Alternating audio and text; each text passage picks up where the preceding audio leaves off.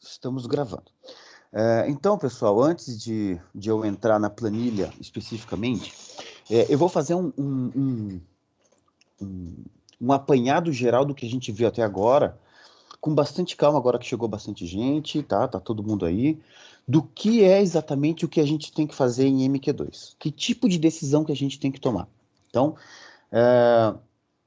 eu vou dar um exemplo aí de marketing, por exemplo, tá? Então, imagine que eu tenho lá um histórico de campanhas de marketing enviadas por aplicativos, por e-mails, por, por SMS. Muito bem, então eu tenho um histórico. Nesse histórico eu tenho quantidade de pessoas que eu enviei, quantidade de pessoas que retornaram nessa campanha, a taxa de conversão e um valor de conversão, tá? Muito bem, eu quero fazer uma nova campanha. Como é que eu posso prever o comportamento lá na frente? Então, existem inúmeras técnicas para fazer isso. Tá? Eu posso fazer, por exemplo, uma regressão, uma análise de regressão linear múltipla, por exemplo, e tentar prever o que vai acontecer dado uma entrada, quanto que eu vou vender lá na frente. É uma maneira de fazer. Que tem os seus erros, tem os seus acertos, e é uma outra técnica. Aqui, a gente tem uma oportunidade de fazer uma tomada de decisão olhando o contexto como um todo. Então, olhando uma situação mais complexa. Então, eu tenho lá um processo que seria a elaboração do documento, ou da promoção, ou dos produtos que vai ser.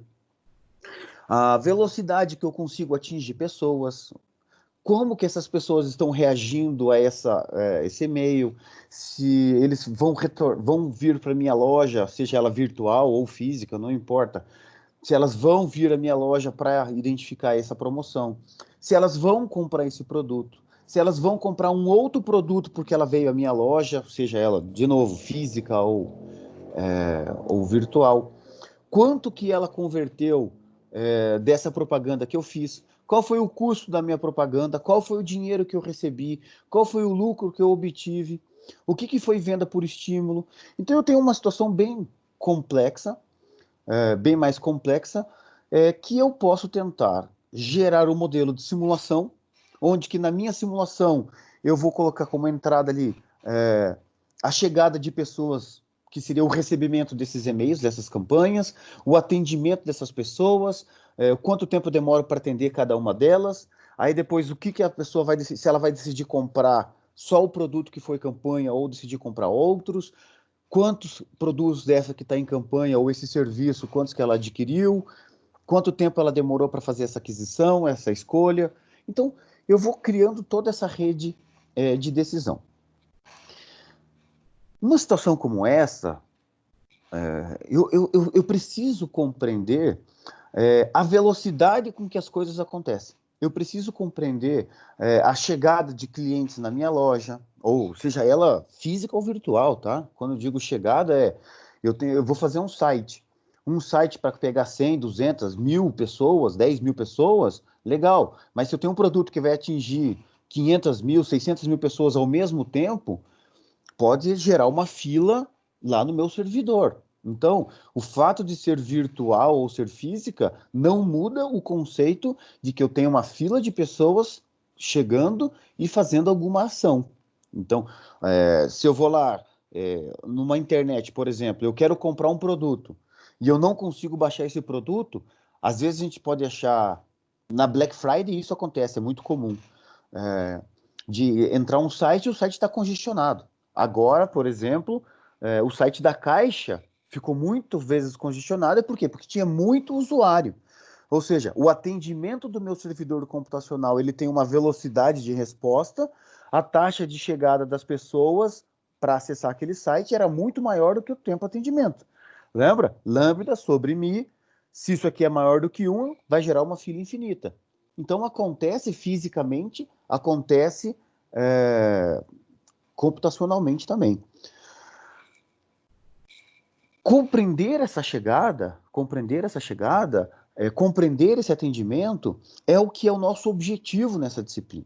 Então, se eu compreender essa chegada, significa eu pegar uma amostra dessa quantidade de chegadas, né? Aí, a aula que vem, a gente vai falar sobre como pegar essa amostra. Pegar essa amostra, fazer primeiro uma limpeza desses dados, uma suavização desses dados, aplicando, por exemplo, o boxplot, que a gente já viu.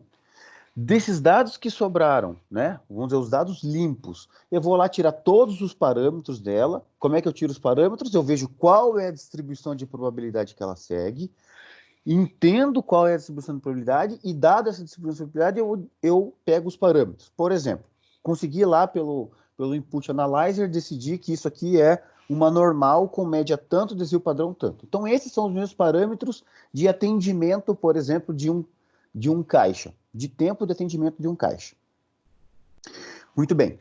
Uma vez que eu tenho isso, e tendo isso para todos os elementos do meu sistema, que eu desenhei esse sistema, já desenhei todo o processo, a pessoa chega aqui, é atendido por isso, daqui ela pode ir para cá ou para cá, aqui ela atende aqui, vai para cá, volta para essa fila. Então, esse desenho a gente fez, que a gente vai fazer nas próximas aulas também. Eu consigo, com a distribuição de probabilidade, começar a gerar valores aleatórios. Então, por isso que a gente viu isso na aula passada, nessas nas últimas aulas. Eu desenhei isso, peguei uma amostra, descobri os parâmetros, eu começo a gerar agora cenários, onde que eu vou pegar todo esse desenho que eu fiz e digo assim, olha, tá dando gargalo lá na seção tal, ou no setor tal. Então, se eu colocar 2 pessoas lá, o que acontece? Aí, como eu sei o comportamento dos atendimentos e das chegadas, porque eu sei as distribuições de probabilidade associados, eu consigo mudar alguma característica do próprio sistema e, a partir disso, começar a gerar simulações. Então, faz chegar as pessoas do jeito que estava chegando, e aqui, nesse setor, ao invés de ter um atendimento, vai ter 2. Bom, é isso que a gente viu nas filas, né? Que se eu tenho uma fila, um atendimento, ou melhor, se eu tenho 2 filas para 2 atendentes, uma fila para 2 atendentes, a gente viu que esse sistema aqui é mais rápido, que é o sistema MM2. Bom, então vamos fazer isso. Se ele é mais rápido, vamos tentar, naquele processo que está com um gargalo, que está gerando uma fila muito grande, vamos trocar para 2 atendentes, uma fila chegando e 2 atendentes.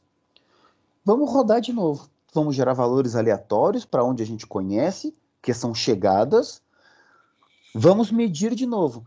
Como é que a gente mede? A gente vai ver o tamanho dessa fila. Só que a gente não mede em uma simulação. A gente não vai fazer esse valor em uma simulação e dizer assim, a fila dá o tamanho, em média, de 5 pessoas, em média, vão estar na fila ao longo do meu período todo. Não é assim que a gente mede. Porque uma simulação só é arriscado. Quando eu faço geração de valores aleatórios, veja, numa normal, eu tenho lá, além de 3 desvios padrões, então, dentro de 10 desvios padrões, para gerar um valor aleatório, dá 99,73% de chance de cair aqui dentro. Mas eu tenho uma chancezinha muito pequenininha de cair lá fora. Então, um valor muito distante do que é real. Imagina que nessa geração de valores aleatórios, eu gerei 1.000 informações, 10 caíram aqui fora. Esses 10 pode acontecer, porque é aleatório, de acontecerem quase que seguidos.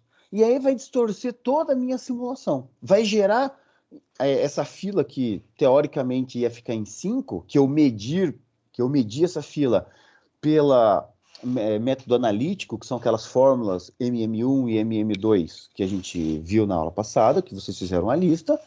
A gente mediu, era para ter 5 pessoas na fila, em média, esperando. É a esperança de pessoas na fila.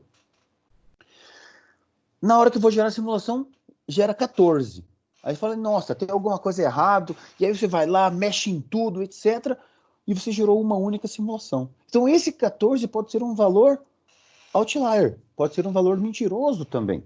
Assim como na entrada de dados eu posso ter um valor ruim, um valor discrepante, um erro de digitação, alguma coisa, na minha saída eu também posso ter um valor assim, porque os valores são gerados aleatoriamente.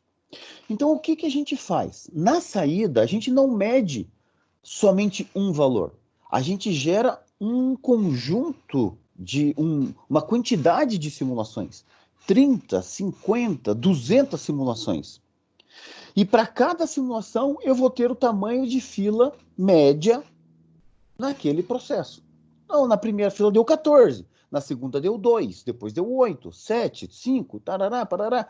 E eu tenho lá 30, 50 simulações, que em cada uma delas, naquele processo, vai ter uma quantidade de fila. Legal. O que isso significa? Que na hora que eu vou dar a resposta, qual a resposta que eu vou dar dessas 30? Não faz sentido eu dar 30 respostas. Eu calculo o que nós chamamos de intervalo de confiança. Intervalo de confiança. Então, o nosso objetivo hoje, né, é, dentro desse processo de simulação, compreender como é que funciona o intervalo de confiança já dentro de uma simulação, já entendendo esses elementos de teoria de filas, tá bom?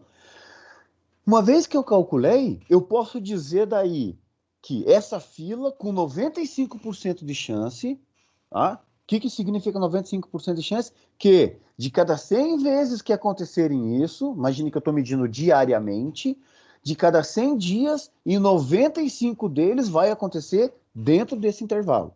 Os outros 5 pode ou não acontecer fora desse intervalo.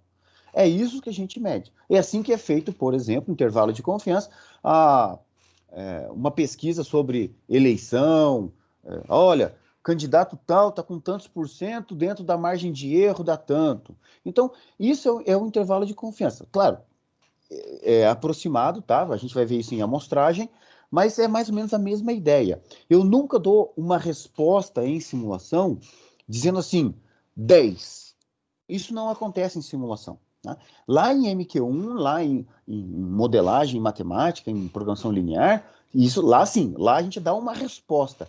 Aqui a gente não, a resposta nossa não é um valor, sempre vai ser um intervalo.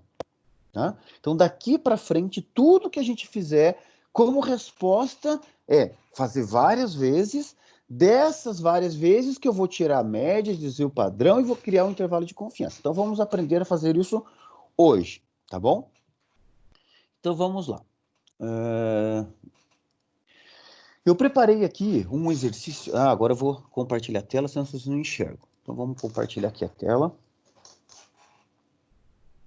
Estão vendo aí, né? A minha planilha do Excel. Tá? Eu preparei aqui um exercício. Vamos construir juntos isso aqui durante essa aula de hoje. Para tomar uma decisão muito simples. Eu tenho um estoque no início do dia, tá? Ao longo do dia, eu tenho um consumo, eu vou consumindo uma certa quantidade, vou vendendo, né? Ao final do dia, eu tenho essa quantidade consumida total. No final do dia, obviamente, eu tenho um estoque, que é o estoque que eu tinha no início do dia, menos o que eu consumi, vai ter o estoque no final. Muito bem. Dentro de logística, nós temos vários modelos de reposição de estoque, mas basicamente nós temos dois. Um que é chamado de ponto de pedido e um que é chamado de reposição periódica.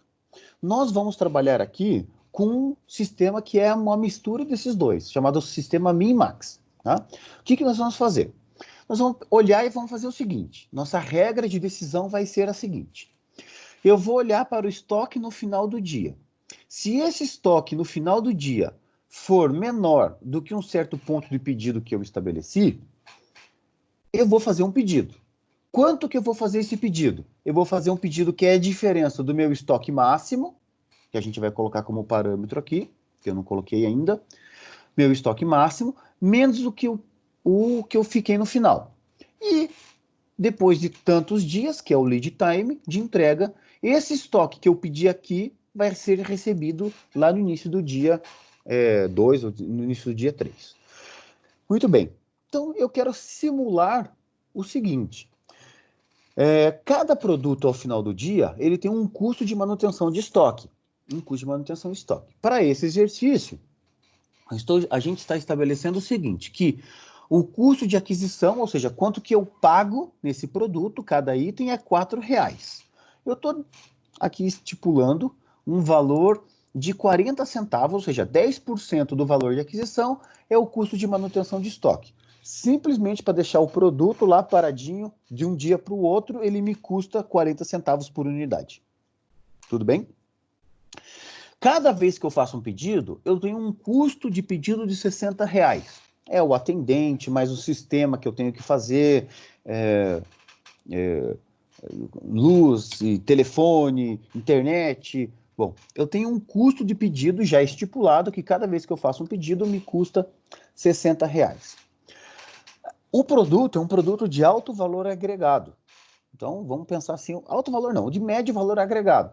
Cada vez que eu venho aqui e o cliente não encontra o produto, é como se eu perdesse R$45. Mesmo que eu venda ele aqui, vamos supor aqui, a custa R$4, que eu venda ele a 10, então a perda, que a gente chama de perda não real, né? É como se fosse um custo de R$45. Porque da onde que eu tirei esse valor?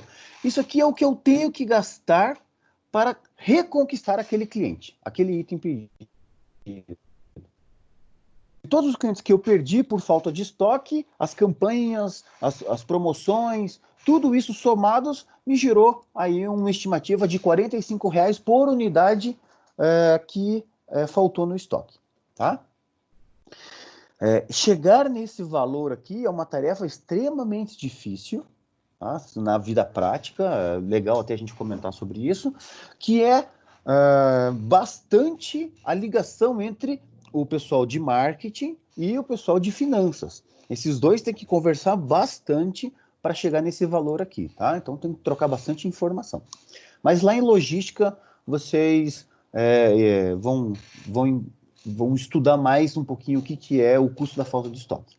E o custo de aquisição do item é R$4 por unidade. Então, se eu fiz um pedido, eu vou ver qual é a quantidade que eu vou pedir, e aí eu vou fazer esse custo de aquisição aqui.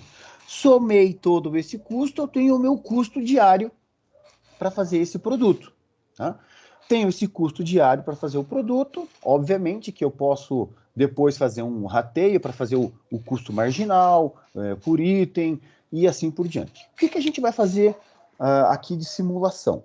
Então, a gente já entende que eu tenho aqui um processo de consumo, tá? Um processo de consumo.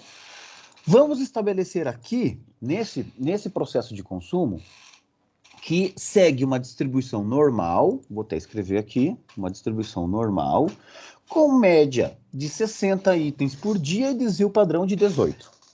Esse aqui é o nosso consumo, tá bom? Muito bem. Qual que é a nossa decisão? A nossa decisão é a seguinte: qual é o ponto de pedido? Qual é o ponto de pedido que vai me gerar o menor custo total possível num certo período? Tá? Então, nós vamos fazer deixa eu até tirar isso aqui daqui, para não... Custo inicial. Eu vou colocar aqui, ó. Custo total. Geral. Tá? Deixa eu quebrar aqui a célula.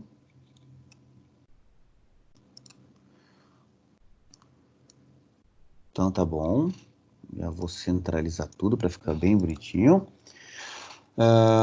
Esse aqui vai ser a soma de tudo que está nessa coluna aqui. Aí fica mais fácil de fazer assim, tá?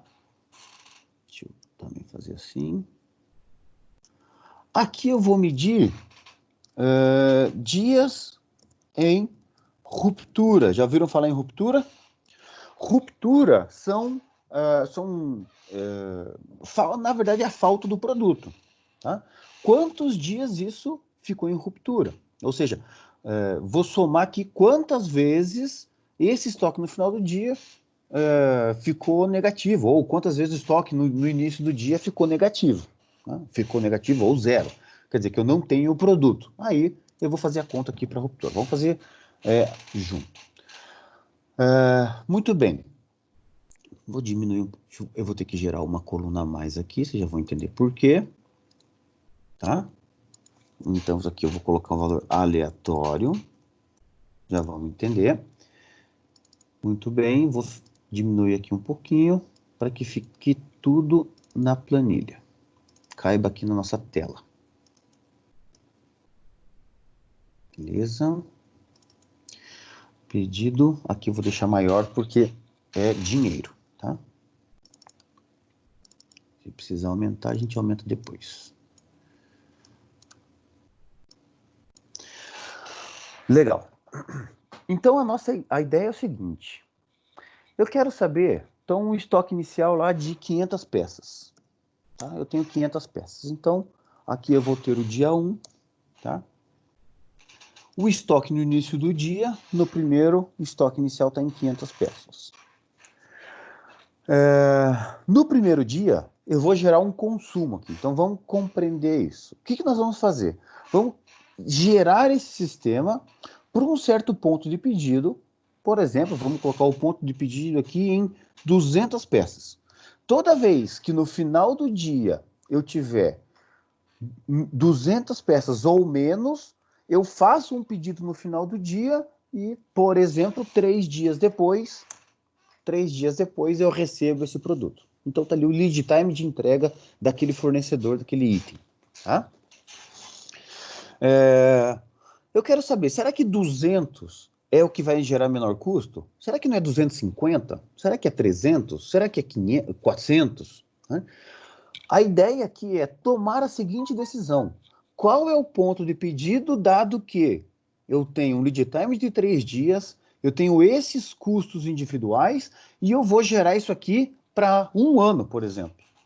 Então, ao longo de um ano, 365 dias, qual é o ponto de pedido que vai gerar o menor custo? Dado esses parâmetros. Esse cara, na hora que eu vou fazer a simulação, é que vai me dar a resposta do que eu vou fazer, o que eu vou implementar de verdade. Ó, eu vou implementar esse, porque esse que vai me gerar o menor custo possível. Tá bom? Então vamos fazer aqui, vamos começar a construir a lógica. Então vamos lá. Consumo. O consumo, a gente viu aqui que segue uma distribuição normal, com média 60 e desvio padrão de 18. Então eu tenho que gerar aqui um valor aleatório, dado uma distribuição normal. A função, aqui no Excel já existe uma função de distribuição, de geração de valores baseado numa normal, que é a função inv-norm, tá aqui, inv-norm-n, tá? Ó, vou clicar aqui, retorna o inverso da distribuição cumulativa normal para média e desvio padrão especificados, que é o que nós temos, média e desvio padrão especificados. Muito bem. Só que ela tem 3 parâmetros. Uma que é a probabilidade. Probabilidade, lembram? Sempre vai entre 0 e 1. Vai ter uma média e um desvio padrão. Essa probabilidade eu vou gerar um valor aleatório entre 0 e 1 aqui, que eu estou fazendo uma simulação, certo? Então, vou gerar esse aqui. Depois a gente já completa lá. A média vai ser esse valor fixo, obviamente, né? Porque se eu arrastar essa fórmula, ele tem que ficar fixo. O desvio padrão, esse valor também fixo. É só apertar F4, tá? Muito bem, ele vai dar um erro aqui. E agora eu vou gerar um valor aleatório. Aleatório aqui. Fecha. Pronto. Só que eu tenho que fazer isso aqui, é um consumo de uma peça, é uma peça. Então eu vou arredondar para cima, tá? Arredondar para cima. Pronto. Faltou aqui com ponto e vírgula com 0 casas decimais. Então eu tenho aqui aproximadamente, né? Claro que isso aqui é uma distribuição discreta, né? Porque é consumo de item, não é litros, etc. Então eu estou aqui forçando a barra para ser uma distribuição normal e vou arredondar para cima para a gente ter um consumo de uma quantidade inteira, tá? Então, olha lá, com uma probabilidade de 94%, 0,94, saiu 89 e assim por diante. Se eu jogar aqui o aleatório, se eu jogar aqui o consumo, olha lá, ele vai gerando consumos durante os dias, tá bom? Muito bem. Quem que é o estoque no final do dia? O estoque no final do dia nada mais é do que o estoque no início menos o consumo. Muito bem. Então, tinha 500 peças lá, consumi 56, ficou 444. E agora eu vou fazer uma pergunta aqui no pedido. Eu vou fazer o pedido 1 ou zero. Se eu vou fazer o pedido ou não vou fazer o pedido. Fazer uma indicação, tá? Então, a indicação é a seguinte. Se esse valor aqui, que é o estoque no final do dia, for menor ou igual a esse ponto de pedido, obviamente eu tenho que fixar isso aqui, para que eu vou puxar a fórmula. Se isso aqui for menor, eu digo sim, vai fazer o pedido. Se não for menor, zero, eu não vou fazer o pedido. Simples assim. Tudo bem?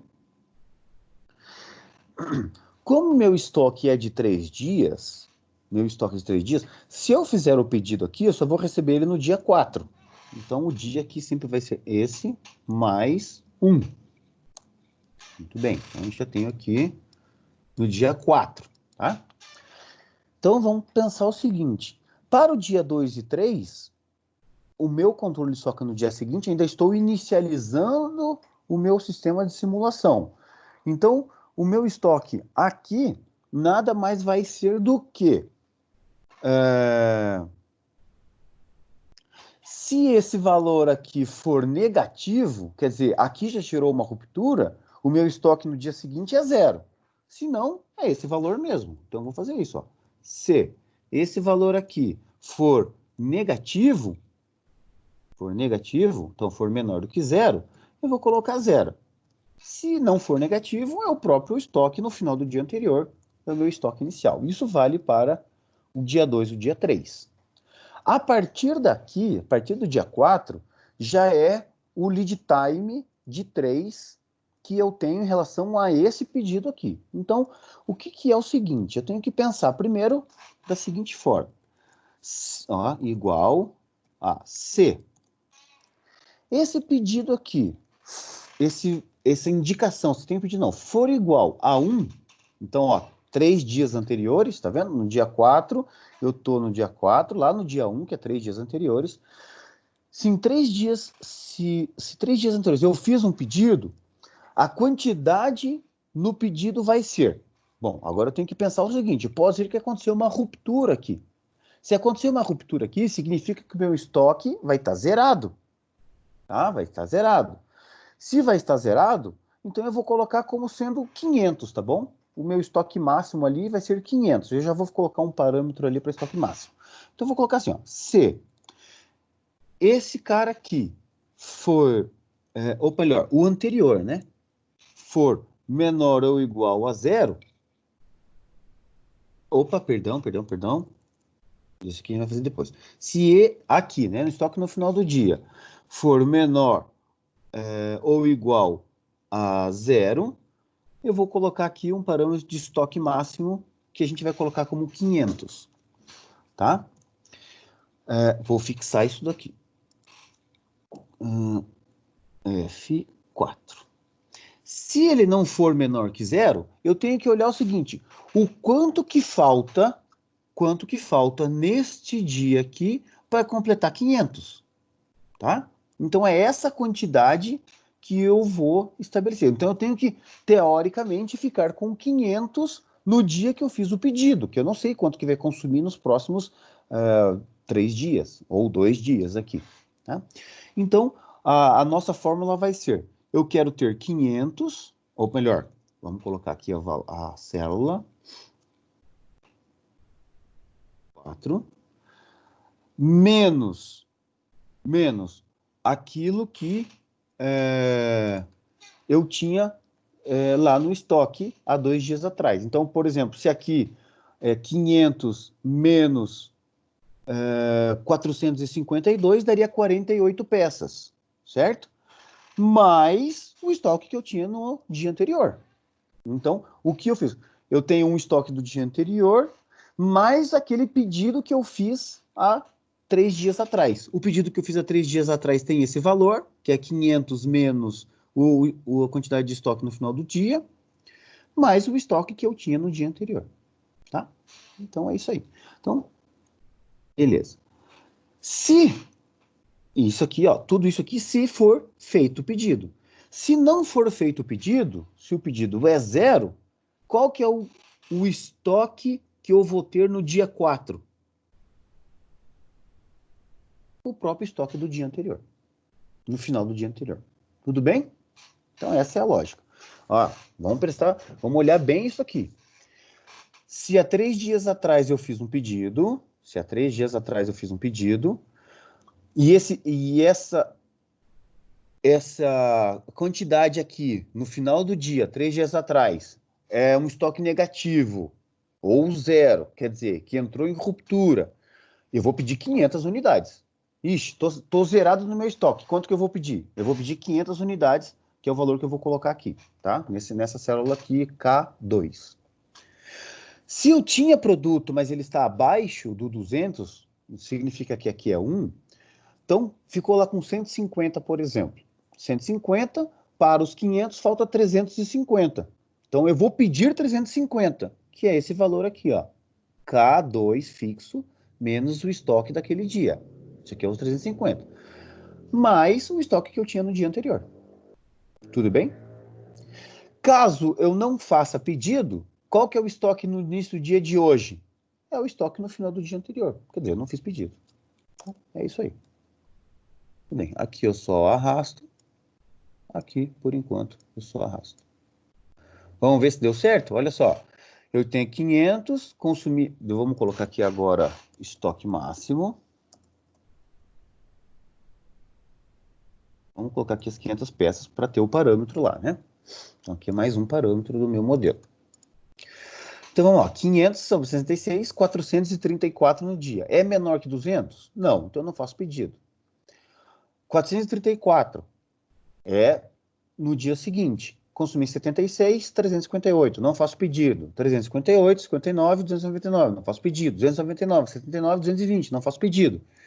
Vamos arrastar isso aqui um pouquinho mais, só para a gente ver como é que fica. Opa, vamos olhar aqui, ó, 294. Ah, repararam que cada vez que eu atualizo aqui, ele muda os valores. Por isso que meu sistema aqui, ele está como uma simulação, não tem nada fixo. Eu estou gerando valores aleatórios de consumo. É esses valores aleatórios de consumo que dizem, que me garantem que se eu fizer várias vezes, o que nós chamaremos de replicações, que nós fizemos várias vezes, é que vai me garantir de que o intervalo de confiança, que é o nosso objetivo de hoje, ao final da nossa aula de hoje, entender isso, nosso intervalo de confiança vai ter 95% de confiança, que vai acontecer aquilo lá que a gente queria mesmo, tá? Muito bem. Então, vamos lá. Vamos olhar aqui onde que deu o pedido, tá? Então, eu tenho aqui 252, consumi 52, deu 200. Então, deu o pedido. Muito bem. Tem um pedido aqui, eu vou olhar 3 dias depois. 3 dias depois, vamos dar uma olhada. Então, 500 menos 155 dá 345. 345. Olha lá. Ó. 200, né? Que é o dia do pedido. Perdão. Dá 300. Ó, 500 menos 200, 300. Mais 155 dava os 355 que estava lá. Vai mudar o valor, obviamente, agora, tá? 191. Então, vai dar 309. 3 dias depois, 1, 2, 3, está aqui. 309 mais 141, 145, tá? Tudo bem, mas espera aí. Obviamente que se aqui deu um valor negativo, eu tenho que olhar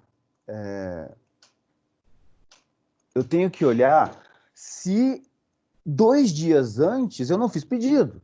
Porque se 2 dias antes eu não fiz pedido, não faz sentido eu fazer pedido aqui. Por exemplo, não faz sentido eu fazer um pedido aqui, uma vez que eu já pedi. Então, esse valor de pedido aqui, eu tenho que olhar o seguinte.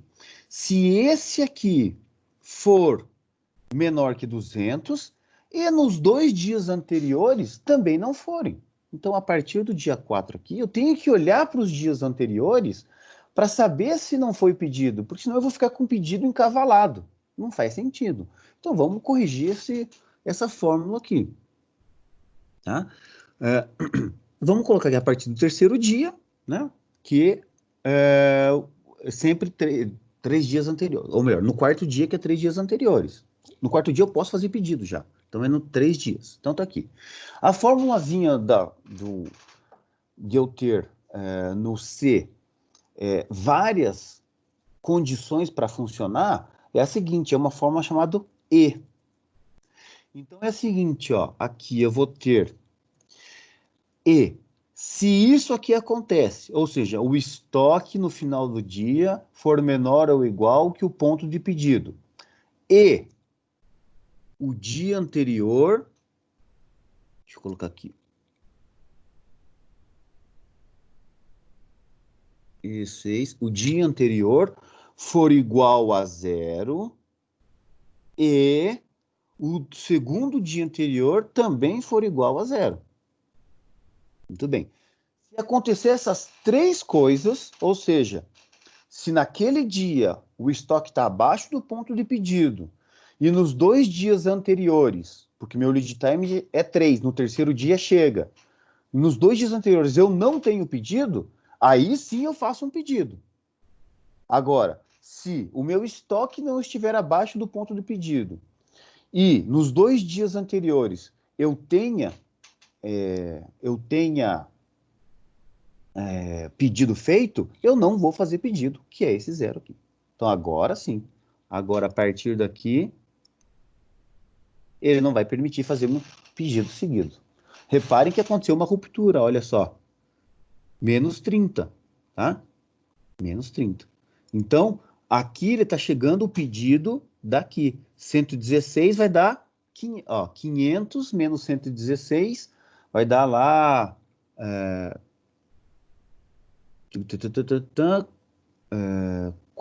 300 e lá vai pedrada. Custo 37. Ah, aqui, ó. Vamos corrigir mais um erro aqui. Não é esse E6 aqui, né? É mais o estoque no final do dia anterior. Pronto. Agora sim.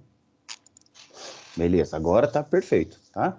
É o pedido, a diferença 3 dias atrás, mais o que ficou no final do dia anterior. Beleza? Então aqui agora são todas as fórmulas, ó. Eu tenho aqui o consumo, que depende de um valor aleatório, porque está gerando valor baseado numa distribuição normal, arredondado para cima. Eu tenho aqui o meu pedido, que só vai acontecer essa soma, só vai acontecer alguma soma se 3 dias anteriores eu fiz um pedido. Se não acontecer nada, o estoque no final do dia vem para cá. Quando acontece um pedido, 1, 2, 3, está aqui, eu vou pegar a diferença desse valor mais 500, mais o que faltou lá no dia anterior. Tudo bem? É isso, é isso. Então agora está aqui a nossa formulazinha de estoque. Agora vamos para os custos para os custos para a gente gerar o custo total. O custo de manutenção de estoque nada mais é do que quanto ficou no final do dia, vezes 40 centavos. Então eu só tenho que tomar o Professor, cuidado. Oi, pode falar. é, nessa última fórmula que você falou, eu vou pegar, quando eu fizer o pedido, o estoque do final do dia com, com o tanto que falta para chegar a 500, certo? Uhum. Isso. O certo não seria ser ali tá o K2 menos Não, o E5? Isso. isso. Não Lembra seria que esse, menos o E7? não, porque esse estoque, o E7 aqui, é o que tem no final do dia, Ah, tá, entendi. entendeu? Porque veja que esse E7 aqui é um valor positivo. Porque se for um valor negativo, lá atrás, aqui vai estar zero, zero, aqui, isso aqui vai estar sempre, vai estar zerado, porque ele já vem da fórmula, tá? Então isso Tá, aqui vai estar zerado, tá bom? beleza. Porque se esse aqui for negativo, aqui vai dar zero, aí aqui vai dar menos 86, aqui vai dar zero, aqui vai estar dando, entendeu? Então, Uhum, se for negativo, isso aqui vai dar só os 500. Ora, se não, ele vai ser positivo, aqui não vai ter problema, beleza. tá bom? A gente pode até garantir o seguinte, que se a gente pode até fazer essa fórmula aqui é o seguinte, é, que daí eu não vou conseguir medir a ruptura. Deixa esse aqui do jeito que tá. Vai ficar para a gente enxergar bem, tá? Muito bem. Então vamos lá para o custo de manutenção. Então, o custo de manutenção é o seguinte, 40 centavos no estoque no final do dia, bem simples. Então, se for positivo, se esse estoque no final do dia for maior do que zero, o meu valor nada mais é do que isso vezes o custo por peça em estoque. Fixo a peça lá. Se não, é o custo zero, porque não tem nada lá. Tudo bem? Simples assim, não tem nenhum erro. O custo do pedido é muito simples também.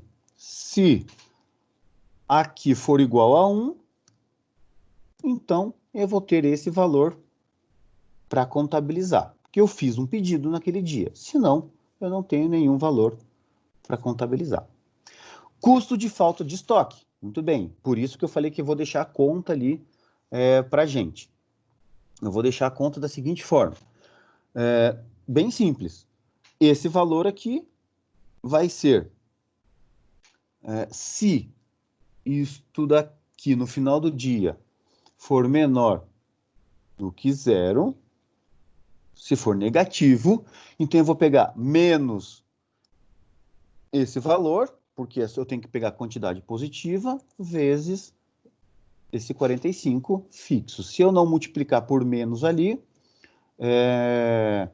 eu vou ter reais negativos, né? Então não faz sentido, porque vai estar negativo, o E4 vai estar negativo. Muito bem. O custo da aquisição vai ser aquilo que a gente acabou de calcular. Se esse cara aqui for igual a 1, ou seja, eu fiz um pedido, se eu fiz um pedido, a quantidade que eu vou comprar vai ser esse estoque máximo, menos o estoque no final do dia, tudo bem? Vezes o valor de cada peça. Se não tiver pedido, eu não gasto nada.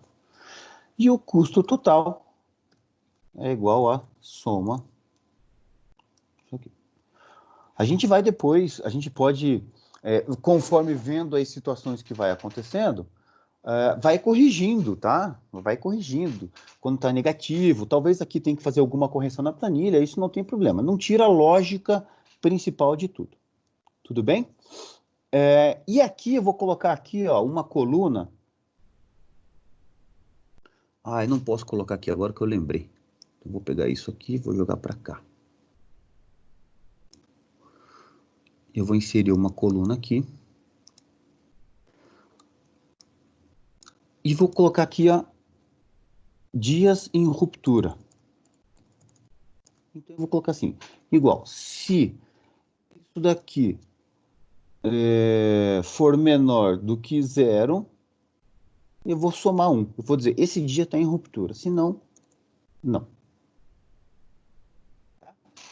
Para que isso? Porque aqui eu vou fazer uma soma de quantos dias ficou em ruptura. Um segundo indicador. Então, agora se eu arrastar isso aqui para baixo, eu vou ter o custo total. Aqui eu posso colocar tudo isso aqui em reais, né? Para a gente poder ter um valor bacana. Tudo isso aqui em reais, quantos dias está em ruptura, ficou negativo. E eu vou ter aqui o custo total. Por enquanto, o custo aqui desses 14 dias deu 4.057. Eu vendi toda essa quantidade aqui, não sei quanto que dá 807 itens. Eu tive um custo total de 457. Eu poderia calcular o custo por unidade, sem problema nenhum, e assim por diante. Então, o que eu vou fazer agora vou gerar lá os 365 dias.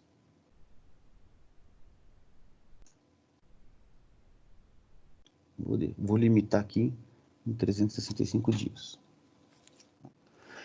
Muito bem, então como essas colunas aqui agora, aqui eu vou colocar em dinheiro, para a gente saber.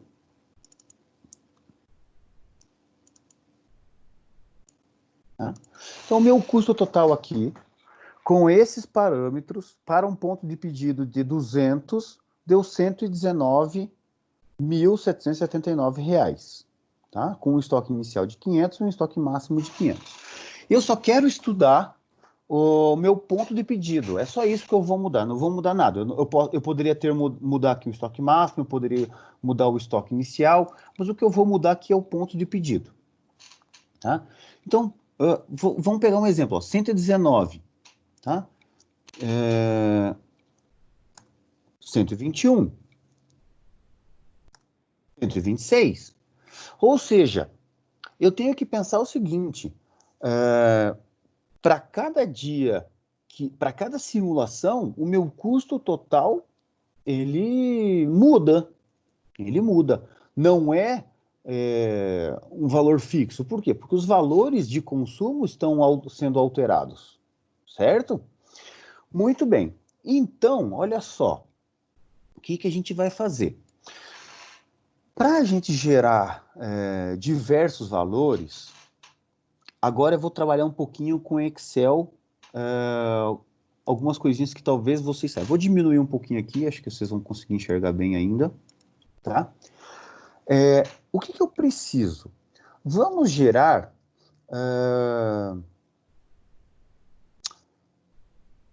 vamos fazer uma simulação da seguinte forma. Vamos tomar a seguinte decisão. Eu vou gerar aqui para ponto de pedido 100, 200, 300, 400. Tá? Podemos até fazer mais. Vamos fazer de 50 e 50. Fica até melhor. Então aqui vai ficar 150, 200, 250, 300, 350, 400. Tá? Eu vou fazer aqui, a gente chama de replicações.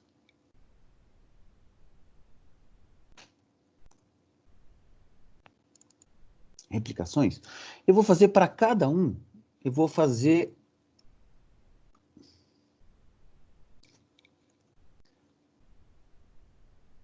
1, 2, 3, 18, 20. Eu vou fazer 30 replicações. Muito bem. Então, daqui eu vou sair o meu gráfico. Tá? Vou até deixar aqui bonitinho. Eu quero olhar, observar como é que vai ficar cada uma dessas replicações. É claro que, se eu ficar fazendo isso na mão, putz, vai demorar um tempão, né? Eu tenho que colocar aqui 100. Aí vai dar 255 mil. Eu tenho que colocar aqui 255, tarará, daí vou copiar cada um deles. Não, vamos fazer um negócio mais inteligente. Nós vamos fazer o seguinte. Agora eu vou ensinar um pouquinho de Excel para vocês, uma manhãzinha, tá? Eu vou colocar aqui, nessa célula aqui, vou copiar, só que eu vou gravar uma macro. E aí essa macro que eu gravar, eu vou depois ficar só apertando o botão. Olha que legal. Então eu vou aqui, em exibir, macro, gravar macro. Tá? Vai se chamar macro 1. Ok. Então, nessa macro 1, o que eu vou fazer? Eu vou fazer assim, igual a esse valor, Enter. Venho aqui, Ctrl C, colo como valores, clico com o botão direito, inserir, deslocar a célula para baixo. E vou lá em exibir a macro e vou parar a macro, parar a gravação. O que eu fiz então? Eu vim aqui, copiei o valor do momento, colei como valor e inseri uma linha em branco. Então ele vai ficar gravado que aqui eu vou copiar. Olha que legal. Vamos ver se vai dar certo. Se der errado, a gente refaz, mas é para dar certo. Então eu vou pegar aqui um botão, uma bolinha. Tá? Beleza, peguei uma bolinha. Clico com o botão direito na bolinha e vou colocar atribuir macro. E vou colocar macro 1, que é o que a gente acabou de fazer. O que eu espero que ele faça? Que cada vez que eu aperto essa bolinha, ele repita a macro 1 que eu acabei de gravar. Vamos ver se deu certo? Melhor, né, gente? Ficar fazendo assim, né? Então agora a gente pode fazer... Sei lá quantos que eu já fiz. Ih, fiz mais do que eu precisava. tá? Vamos pegar aqui 30 delas. 30. Ctrl C. Venho aqui no 100. Ctrl V.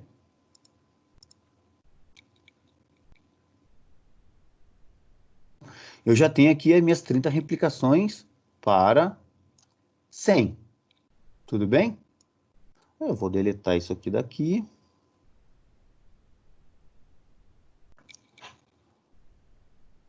Delete. Vou mudar aqui para 150. Muito bem. E agora eu vou apertar o botão. Ficou mais fácil fazer as replicações? O que a gente está fazendo aqui é simulação, galera. Isso aqui é simulação. Vou pegar aqui 30. Ctrl C. Ctrl V. Muito bem. Deixa eu deletar isso aqui agora, para não ficar poluído. Vou mudar aqui para 200.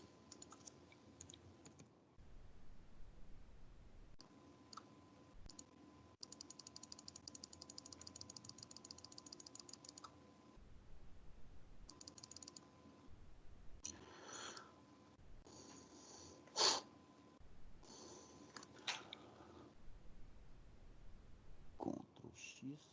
Deletar. Ctrl V. 250.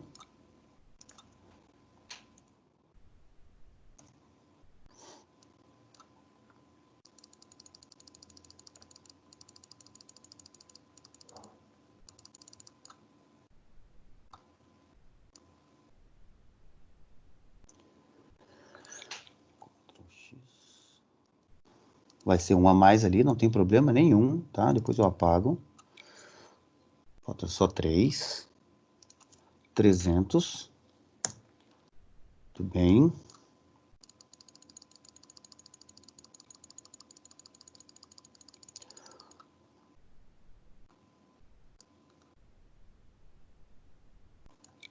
Ctrl X. V.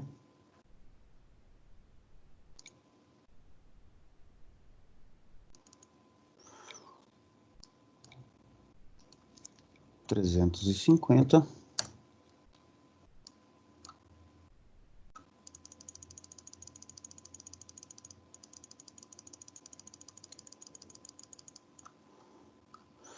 Ixi, foi demais.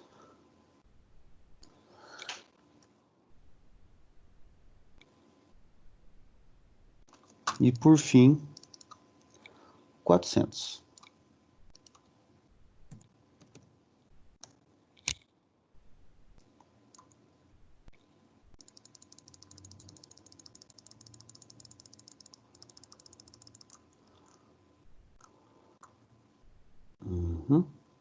Então eu peguei aqui 30 amostras ou 30 replicações para cada um dos testes que eu fiz, tá? Bem, deixa eu tirar aqui o excesso para ficar todo mundo com a mesma quantidade. E agora eu vou calcular o que nós chamamos de intervalo de confiança, tá? Então, isso aqui são valores fixos, tá? A gente pode fazer alguns estudos aqui. O mínimo, o máximo, né? O menor valor, o máximo, tá? A média, o desvio padrão, tudo isso a gente pode calcular, tá? Bem simples, é só a gente pegar aqui, então, igual o mínimo entre esses valores aqui.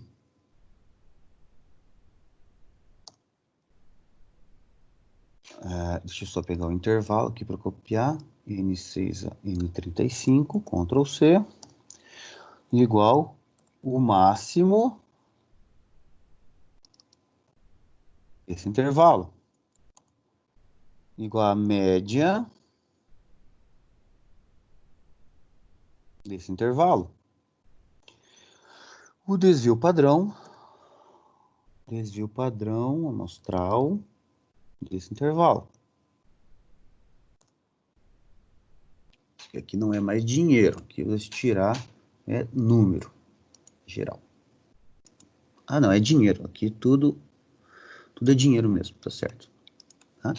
Então, o menor valor que eu gastei com 100, com o ponto de pedido sendo 100 unidades, ou seja, quando o meu estoque fica menor que 100, eu disparo um pedido, é R$221. O maior valor é 291. A média é 250, o desvio padrão é 15 mil. Então, se eu fizer para todo mundo, eu tenho esses parâmetros. Se a gente olhasse só pela média, o que eu vou olhar? Então, eu vou fazer um gráfico das médias aqui, tá? Só para a gente ter uma ideia. Um gráfico das médias me diz o seguinte. Olha só. A observação 1 aqui é 100, 150, 200, 250, 300, 350, 400. Quem é o ponto aqui dessa curva que deu o menor custo total por ano? Aqui está bem próximo o 100, 150, 200, 250. Mas é o 250, tá? É esse valor aqui, ó. 123,277.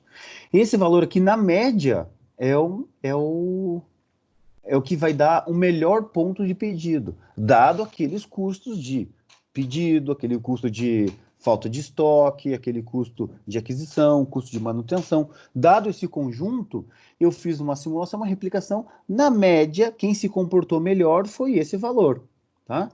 E veja que ele se comportou aqui, no caso, melhor, inclusive até com o desvio padrão deu bem pequeno, tá? Em relação, por exemplo, ao 100, o desvio padrão aqui foi bem menor. Então, vamos olhar agora o intervalo de confiança, tá? Que é a resposta que a gente vai dar. Vamos entender o intervalo de confiança, então. Então, eu vou pegar aqui o material e vamos ler um pouquinho o que significa o intervalo de confiança. Intervalo de confiança em 95% para uma média, tá? O que importa aqui é o seguinte, eu vou destacar com uma cor que nós chamamos o desvio padrão sobre raiz de N como erro padrão. Então, essa aqui é a primeira coisa, o desvio padrão populacional, tá? O que é o desvio padrão populacional? O desvio padrão de tudo que a gente tem. Como a gente está fazendo uma simulação, nós vamos trocar o desvio padrão amostral pelo o desvio padrão populacional, que é de tudo. Como a gente está gerando simulações, a gente vai trocar o desvio padrão amostral para o desvio padrão populacional para o desvio padrão amostral, que é o desvio padrão daquela amostra que eu gerei nas minhas simulações, tá? O intervalo de confiança, com 95% de confiança, é essa conta aqui, a média menos 1,96 vezes o desvio padrão sobre raiz de N e a média mais 1,96 o desvio padrão sobre N. Ou seja, a média mais 1,96 vezes o erro padrão. Tudo bem? Se a gente está fazendo de uma amostra, que é os resultados da simulação, a gente troca o desvio padrão populacional pelo desvio padrão amostral. Tá? Da onde que veio esse 1,96? É um número mágico? Não. Esse 1,96 veio de uma distribuição chamada T de Student, que tem dois parâmetros. Ele tem um parâmetro que é o número de graus de liberdade, tá? Graus de liberdade, que é nada mais, nada menos do que a quantidade da minha amostra menos 1. Quantidade da minha amostra menos 1. Então, no nosso caso ali, eu tinha 30, fiz 30 replicações, eu tenho uma amostra de 30, o meu grau de liberdade vai ser 29. E eu quero 95% de confiança. Então, eu vou ter aqui 0,05, que é o meu parâmetro, que é 5%, que é o 1 menos a confiança que eu quero, tá? Então, quanto maior note que na medida que o N cresce, o valor de T torna-se mais próximo de 1,96. Quanto mais próximo que eu estou desse N ser infinito, mais perto de 1,96 eu tenho. Então, 1,96 é o valor, vamos dizer assim, de segurança, tá? Então, mas a gente pode gerar esse valor de T de student aqui, tá? Deixa eu só pegar aqui. Então, vamos fazer o seguinte. Eu já tenho agora, eu tenho a média, eu tenho o desvio padrão, tá? Eu vou calcular o erro padrão. Então, para o erro padrão, eu vou colocar aqui N, tá? N, eu vou colocar 30 para todo mundo, porque são 30 replicações que nós fizemos. Erro padrão. Erro padrão. Quem que é o erro padrão? Vamos olhar aqui. Erro padrão é desvio padrão amostral sobre raiz de N. Beleza. Vamos voltar aqui. Igual ao desvio padrão amostral divididos por raiz do N. Tudo bem? Raiz de 30. Esse aqui é o meu erro padrão. Muito bem. Fórmula do limite inferior. Vamos calcular o T de student aqui, tá? No T de student, no Excel, nós temos que ter um certo cuidado, que é o seguinte. Quanto que eu quero o meu nível de confiança? Nível de confiança. Nível de confiança. Só um cuidado aqui, que é o seguinte. Eu quero 0,95, tá? A fórmula do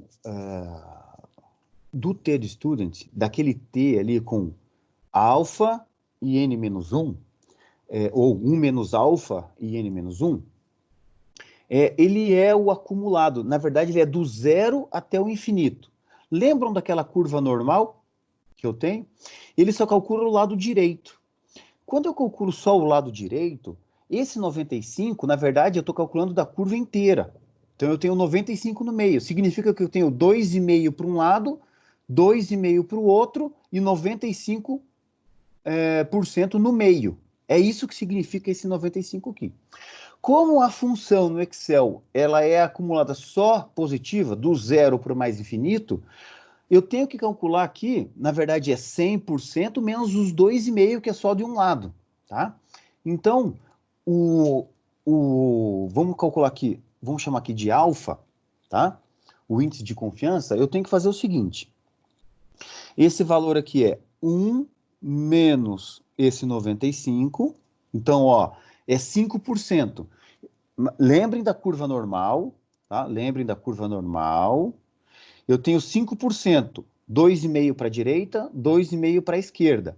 Então, o alfa que eu vou usar no T de student nada mais é do que esse cara mais o que falta dele vezes meio, que é 50%. Tá? Ou seja, da curva, deixa eu fazer um desenho aqui para vocês. Deixa eu abrir aqui o Paint. Então, tá aqui. Deixa eu pegar aqui. Então, eu tenho uma curva normal assim, ó. Bem bonito, por sinal, né? Tá aqui, curva normal. Beleza. Quando eu falo em 95%, eu falo isso aqui, ó. Tá? Aqui, nesse intervalo aqui, eu tenho 95% de confiança. É isso que eu quero, o meu nível de confiança. A função de T de student do Excel, ela gera daqui para cá somente. Então, se tem 95% de confiança, esse pedaço mais esse pedaço dá 5%. Ou seja, eu tenho 2,5% aqui, eu tenho 2,5% aqui. Como esse cara, para ele, a função do Excel inv.t, ele é só do zero para frente, então significa que se eu tirar 2,5, esse pedaço aqui é o 97,5, que representam na curva total 95%, tá? Então, calcular 97,5 só da parte direita é a mesma coisa que calcular 95 da distribuição inteira. Tudo bem? É isso que a gente está fazendo aqui. Volta para cá. E aqui agora eu vou calcular aqui o índice T. Índice T. vai ser o seguinte. Então, igual a inv t, tá aqui, inv t. A probabilidade é esse, porque ela é daqui, e graus de liberdade, 30 menos 1. Não pode esquecer que é sempre a quantidade de amostras menos 1. Está aqui o meu valor. E o meu índice T é 2,45. Tá? Se esse valor aqui de 30 fosse muito próximo do infinito, ou seja, um valor muito grande, mais próximo esse cara aqui vai chegar de 1,96. Tá? É isso que o texto está dizendo lá.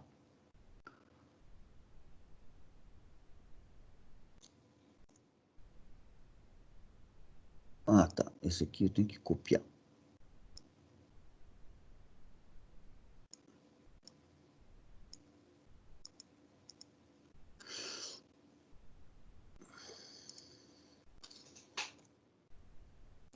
Só estou acertando a fórmula aqui, tá bom? Pronto. É o igual. Então, agora sim, ó. Agora eu vou fazer intervalo, limite inferior, limite inferior, limite superior.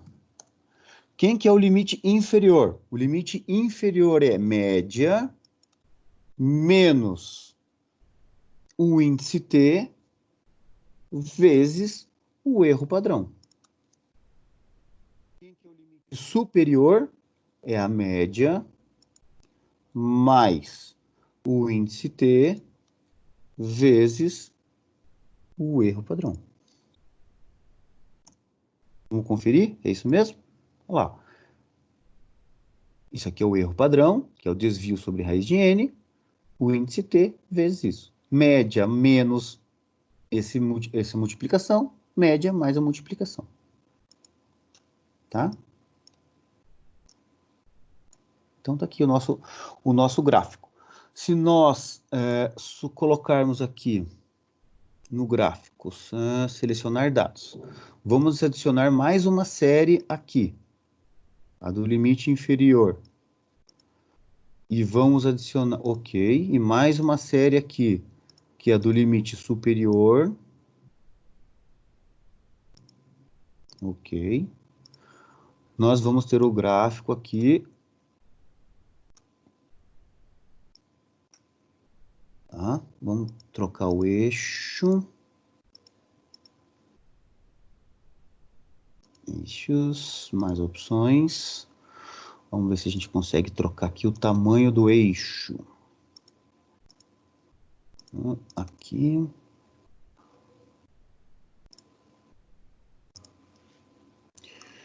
Nunca acho que alguém lembra, né, que é?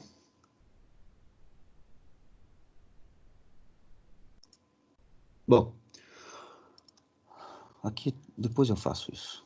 Aqui para vocês, só para a gente ver que eu tenho aqui, ó, a curva. Nesse caso aqui eu tenho uma curva, um limite inferior e limite superior pequeno. Vocês podem ver que para 100 é grande, para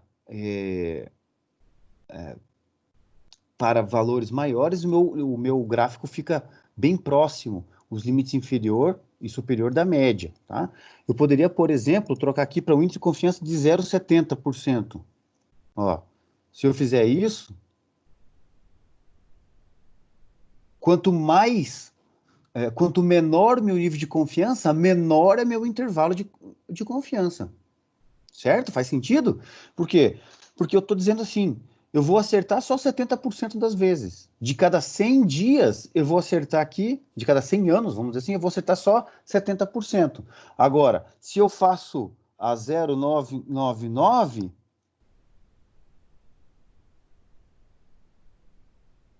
o meu intervalo fica maior. Olha lá. Tá vendo que ele abre mais? Por quê? Porque eu tenho mais precisão. Quanto maior a minha precisão, quanto maior o meu nível de confiança, maior é meu intervalo de confiança. Maior será esse intervalo aqui. Tá? E aí, olhando para esse intervalo aqui, olha só, com 0,999 de nível de confiança, o 100, 150, 200, 250, esse intervalo aqui e esse intervalo aqui está um dentro do outro. Tá? Esse aqui está dentro desse. Então, 100, 150, 200, 250 seria o ponto de pedido aqui, que vai ser o que vai me gerar menores custos de uma forma geral. Isto significa que vai sempre gerar os menores custos? Não, poderia ser que com 100, 150, 200 também gerasse de vez em quando o menor custo que 250, porque acontece, ó, tá 121 a 125, 122 a 124. Então poderia acontecer do 200 gerar um 121,900, que vai ser menor que esse cara aqui em 99,9% das vezes.